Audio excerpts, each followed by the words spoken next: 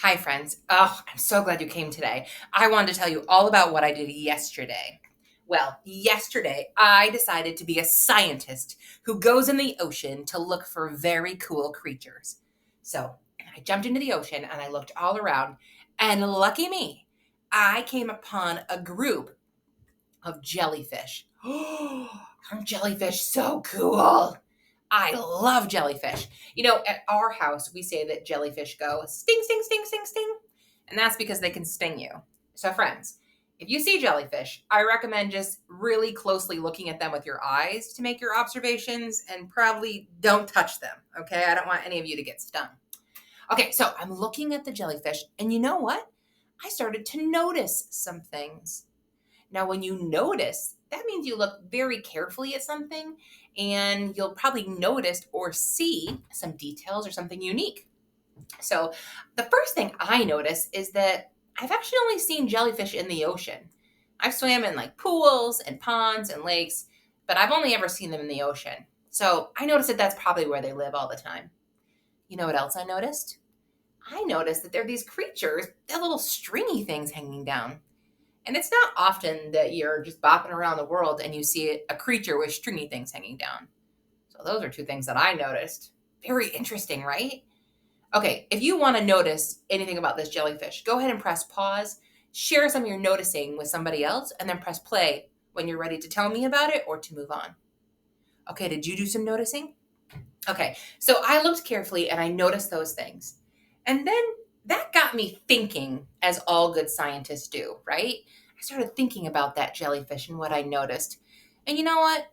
The jellyfish live in the ocean, but a whole bunch of other creatures that I know about live in the ocean too. But something's different. I know all these creatures live in the ocean, but they have something in common that my jelly friend does not. Do you see? They all have fins that help them to swim through the water. I don't see or notice fins on that jellyfish, do you? Huh, that got me thinking. You know what else I thought about? I thought about those stringy things hanging down, and it made me think of a caterpillar. Because you know how caterpillars have a big body with little things on the bottom? But those are legs, of course. Well, I don't think that those stringy things are legs that are hanging down from the jellyfish. But it did remind me of a caterpillar. Okay, so you know what? That made me wonder. It made me really have a big thought and question about this jellyfish. I really wondered if a jellyfish is kind of like other creatures that live in the ocean, but it doesn't have fins. And it has stringy things, but they're not legs. My question that I came up with was, how do jellyfish move through the water? Right? So I think I have come up with a really good scientific question, and that's something I can go explore to find the answer to, right? Oh my gosh, I told you I was a scientist yesterday. Well, actually, this jellyfish friend is very helpful to us because our learning goal for today says, I can wonder and ask questions, just like I did about our jellyfish. So let's go through what it means to wonder and ask questions. What does that process look like? What are the steps? Well, the first thing you're going to do is you're going to notice, just like I did. And when you notice, you're just going to look carefully at something. Okay. And you're going to look for maybe something that's a specific detail or something that makes it so interesting and unique. You're going to really have to look carefully, friends.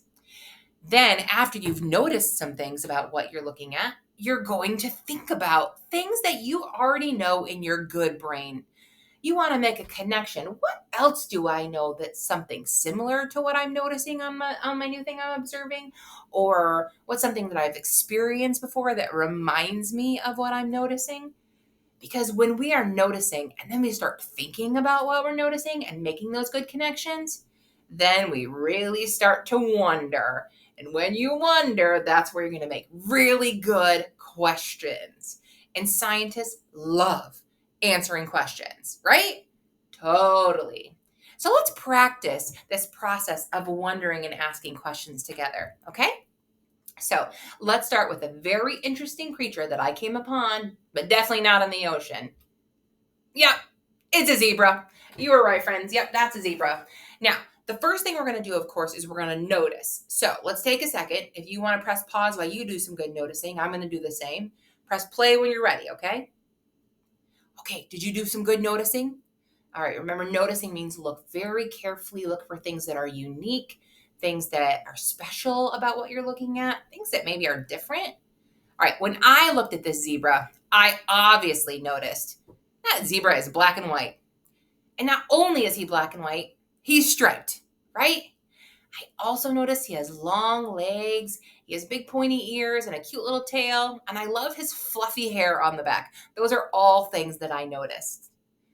All right. Okay. So I noticed, and now I'm going to take my noticing and I'm going to start thinking about them.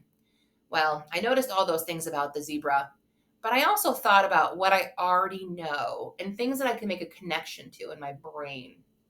Well, I'm looking at that zebra, and the first thing I thought of was a horse. Because look at horses have really similar features or parts of their body that's the same as the zebra. I see the long legs, a bushy tail, it's very cute hair, a long nose.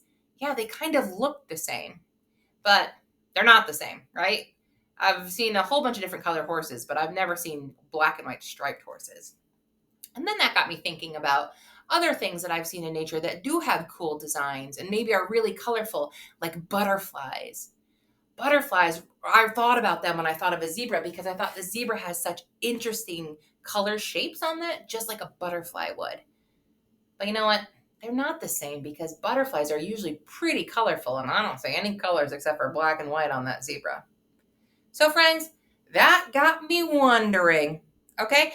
I started to wonder, I wonder why zebras have black and white stripes. That's the question I came up with. Okay. So if I was going to make a scientific discovery or I was going to start exploring a question, it would be, why do zebras have black and white stripes? That's the question I would want to answer as a scientist because I noticed some features, some really specific things and details when I looked carefully at the zebra. I really thought about the connections, things that I knew in my brain that I could match it to the zebra that helped me to start wondering to come up with this question. How did you do? Yeah? All right, good. Let's try it again, okay? So get your wondering ready.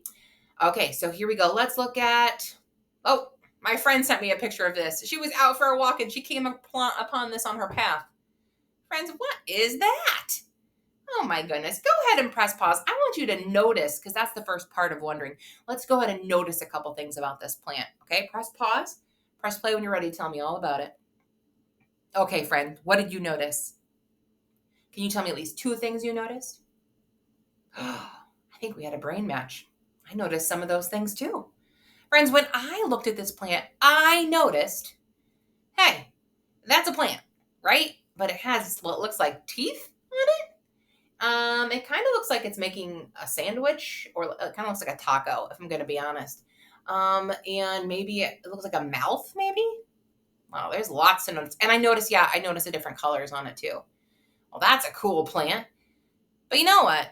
I noticed a lot of specific things about that plant, but I thought, or I was like thinking, and I thought, I've never seen a plant that looks like that before. I've seen regular plants. I've actually seen a lot of plants, but I've never seen one that looks like it kind of has a mouth with teeth on it. Have you? Well, if you have seen them, then you have been hanging out with cooler places than I have been, friends. Okay, so then I Googled it. I Googled it, and I remember thinking about that plant because I thought I knew the name of the plant that my friend showed me. And I was right. It's called a Venus flytrap. And I'm just thinking, I know a little bit about flies. What do you know about flies? Well, they're teeny tiny.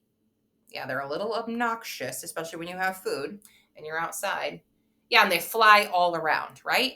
So I'm thinking about all these things and I'm like, okay, so plant flies, because the name of that plant is a Venus flytrap. And you know what? As I'm thinking about those things that look like teeth, it reminded me of one of my favorite video games, Mario. Do you like Mario? Have you ever played Mario? Well, there is something that I thought about that I have seen before that connects to that plant for me. A piranha plant. Have you ever seen one of those? Oh, they're very cool, but you can't, if you jump over them, they're going to eat you. So you got to be careful, friends. That made me wonder. So then that's where my wondering came in. Hey, is that Venus flytrap anything like this piranha plant? Does it trap it similarly to a piranha plant? Or how does it get the fly? Okay, so that made me wonder. And this is the question that I came up with to answer with my scientific little mind. How does a Venus flytrap catch flies? Because if it's a trap for flies, because that's the name, it must catch them in some way. How does it do that? Oh, that's going to be a super fun scientific exploration that I get to go on to find that answer. I can't wait. Do you see how when you really look carefully to notice things about something you're observing, and then you start to think about connections that you have in your brain, you can have really cool, awesome wonders that help you develop or create totally interesting questions to answer. Okay, so we've done it together, but I'm going to let you practice now, friend. So I'm going to show you some pictures, and I want you to take time in between each of the pictures. I want you to notice or look carefully.